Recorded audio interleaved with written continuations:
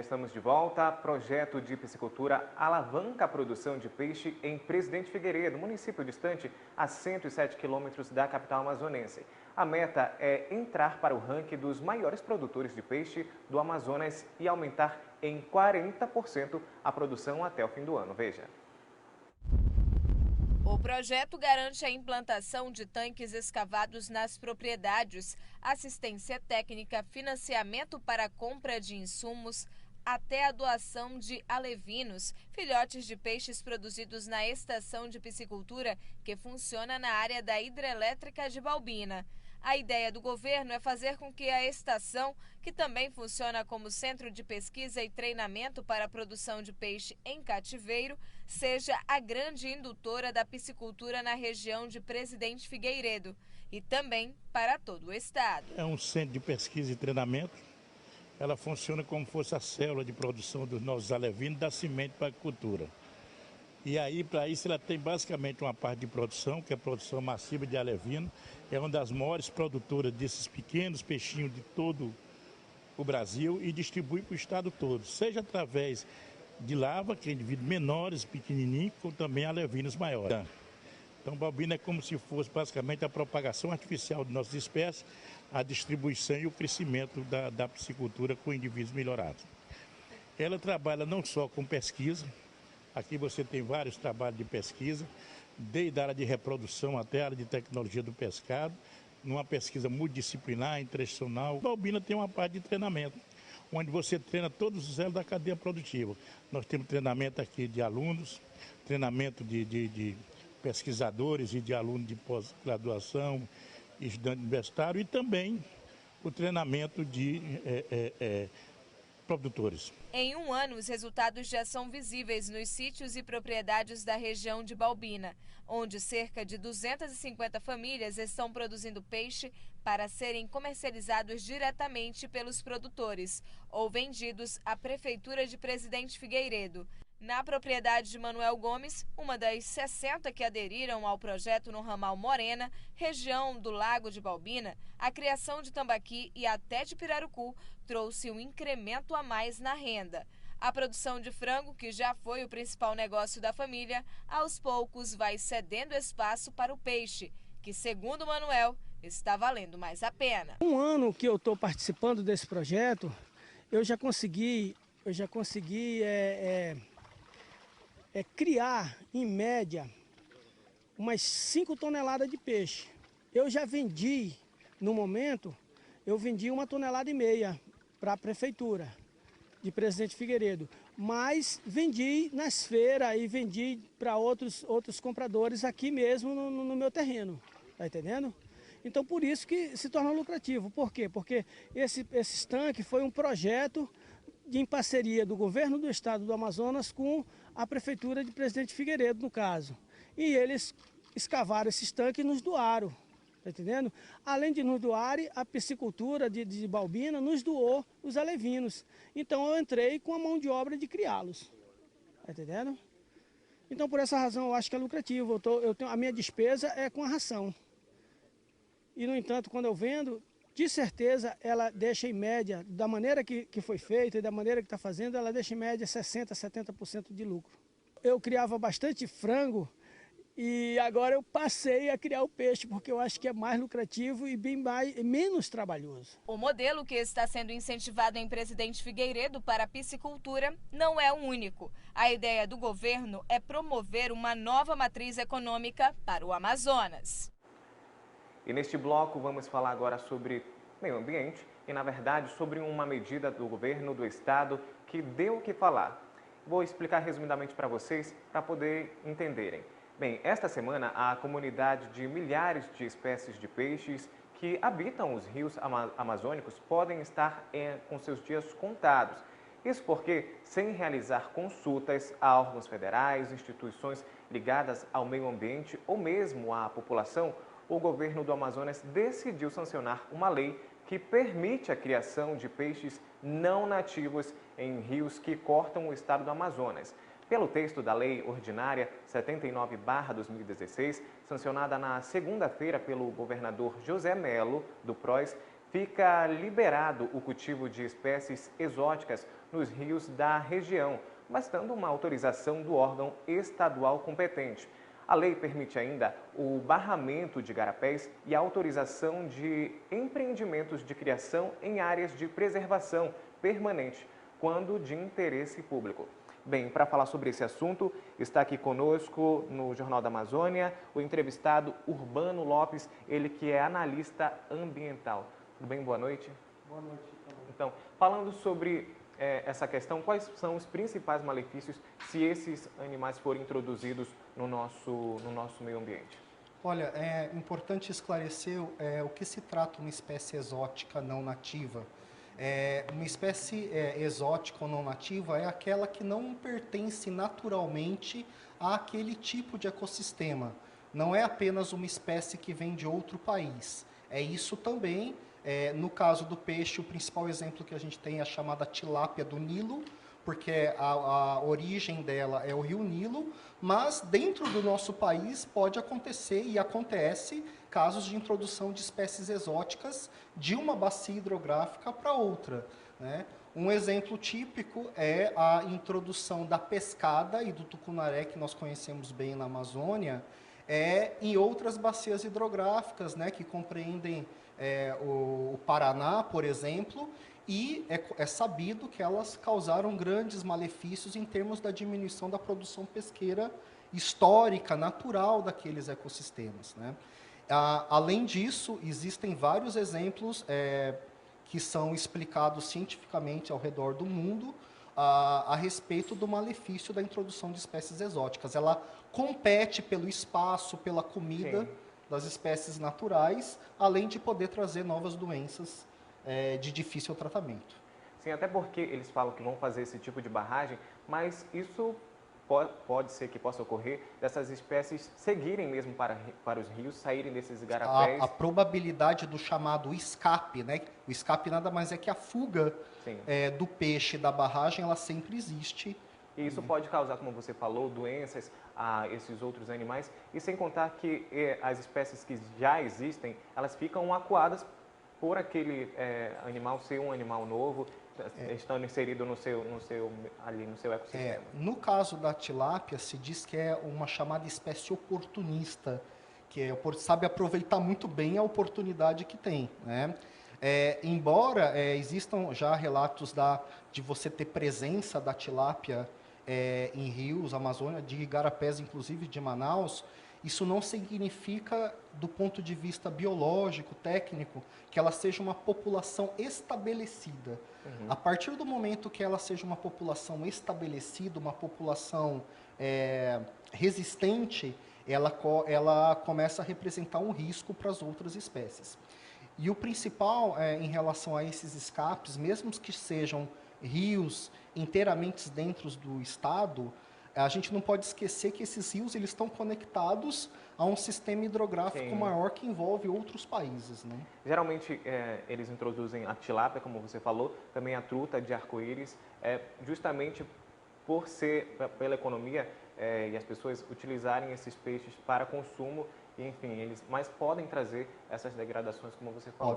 Eles são, às vezes, peixes de crescimento rápido, de alto rendimento, que a gente diz, quer dizer, eles crescem relativamente bem com um nível razoável de comida, né?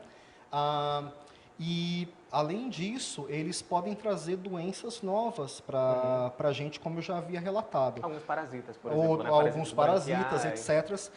E que, numa situação, num ambiente como o nosso tropical, que tem uma temperatura relativamente elevada, a propagação dessas doenças elas podem acontecer numa velocidade que seja difícil corrigir. Né? A propagação dela seja difícil corrigir. E uma outra coisa, aí a gente já está falando de um ponto de vista socioeconômico, quando um turista vem para a Amazônia, ele vem para comer tambaqui, ele vem para comer pirarucu, ele não vem para comer tilápia. Verdade, né? Então, esses são alguns aspectos que devem ser pensados. Como você falou, Urbano, sobre essa questão, por exemplo, a gente teve a Copa do Mundo, que outras pessoas vieram aqui na nossa região e acabaram, por exemplo, trazendo algumas doenças, como, por exemplo, o mosquito Aedes aegypti, pôde desenvolver a zika, por exemplo. E aqui, como a gente tem como você falou, um clima que pode ajudar a propagação e até aumentar, enfim, aumentar essa disseminação, isso é muito ruim. Pode acontecer também com os peixes. Pode acontecer também com os peixes. Agora, eu queria colocar, Ítalo, que em termos de processo, não só do ponto de vista biológico, outras questões ambientais sérias estão envolvidas aí, que não só a introdução da espécie.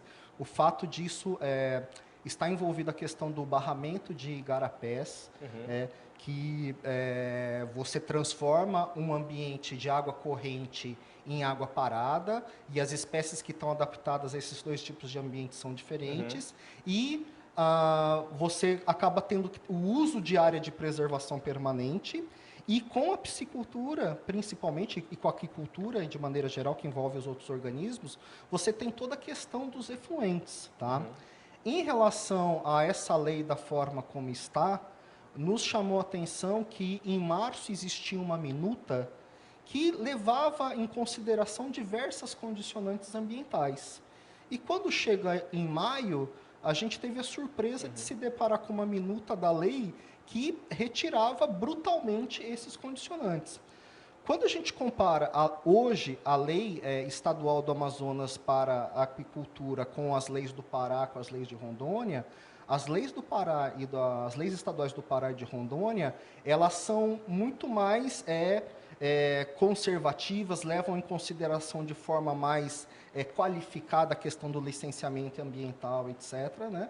Mas também tem desafios de implementação. Sem Né? contar, Urbano, que acaba sendo um desrespeito com toda a comunidade, com toda a população, Sim, que, na verdade, foi pega de isso. surpresa. É necessário que esse processo de revisão da lei, que foi feito depois que ocorreu esse processo da moção de repúdio, que foi mobilizada com a gente, com a ajuda de diversos parceiros, e enviada também uma nota técnica ao Ministério do Meio Ambiente. Nós somos, do Instituto Chico Mendes, somos vinculados ao Ministério do Meio Ambiente. Eu acredito que fazer a revisão da lei também a toque de caixa não seja a coisa mais adequada. Eu acho que é necessário revogar a lei e se pensar numa nova lei com uma participação da sociedade dentro de uma visão mais sistêmica, para que os benefícios dessa atividade elas sejam mais bem compartilhados socialmente. Porque do jeito que está, parece que ela atende principalmente alguns grupos, né? Então a gente precisa pensar de que forma a gente implementa essa atividade, mas de uma forma que os benefícios sejam melhor compartilhados e de mais longo prazo. Quando a gente fala de melhor compartilhamento e de um prazo maior de ter os benefícios, necessariamente a gente leva a questão ambiental mais em conta. Né? Agora vou ler um trecho aqui. Em nota, o governo do estado afirmou que o cultivo de peixes não nativos só será permitido por meio de canal de derivação, observando o volume de água no local especificado e as espécies nativas da região que serão cultivadas. Explica para a gente o que é esse canal de derivação que eles afirmam. Ele é um canal que dificulta o escape da espécie para esse sistema. Mas o que acontece? A probabilidade sempre existe. Tá? Daí o que acontece é que quando a gente lida com coisas que são biológicas da vida, né, é diferente de você lidar com coisas que são de engenharia. Porque a biologia, ela guarda para ela coisas que podem acontecer de forma inesperada. Então, mesmo que a probabilidade desse escape, dessa fuga acontecer seja baixa, quando ela acontecer, o estrago vai ser grande. Sim. É a mesma coisa. A probabilidade de acontecer um acidente de avião é baixa, mas quando ela ocorre, o estrago é grande. Sim. Até porque esses peixes eles podem competir com os que já existem aqui, eles podem não terem predadores naturais. Eles não podem não ter uma regulação, que a gente chama. Geralmente as populações das espécies, na natureza, elas sofrem diferentes tipos de regulações pela própria comunidade biológica que está ali. Agora, como esse peixe é estranho, pode ser que não tenha um predador, ou através de um processo de competição com a outra espécie, ela acaba por ocupar um espaço de uma espécie natural, nativa. E a gente já tem aqui um exemplo sobre, por exemplo, o cruzamento entre espécies da nossa abelha com a abelha africana, que acabou resultando numa abelha mais agressiva. Apesar de produzir o mel, mas ela se tornou uma espécie mais agressiva e, enfim, trazendo alguns prejuízos. A probabilidade de você ter um híbrido com uma característica inesperada é grande. Uma coisa importante para ressaltar, Ítalo, é o valor do patrimônio natural que a Bacia Amazônica representa. Você sabia que a Bacia Amazônica é a única do Brasil que não tem espécie exótica? E ela e a Bacia do Congo, na África, são as únicas duas do mundo que não tem esse tipo de interferência.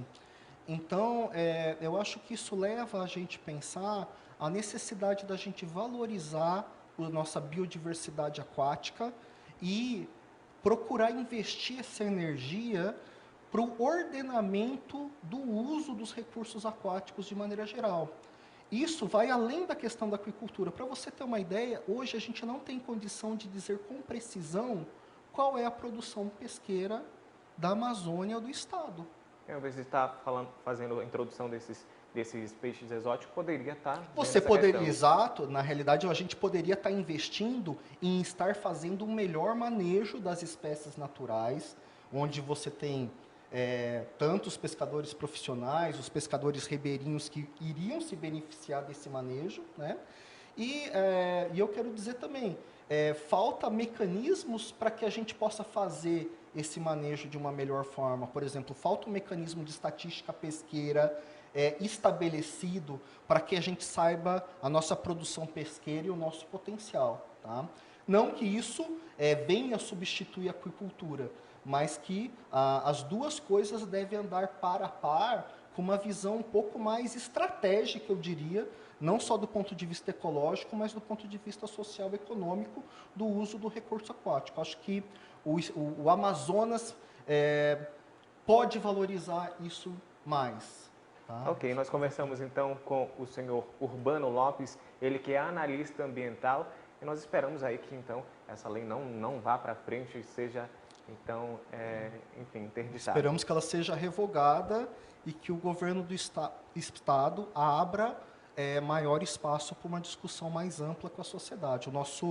A nossa intenção ao fazer essa movimentação técnica com parceiros tal, na realidade é procurar um espaço para colaborar. Ok, muito obrigado, boa noite. Obrigado, Ítalo, eu que agradeço.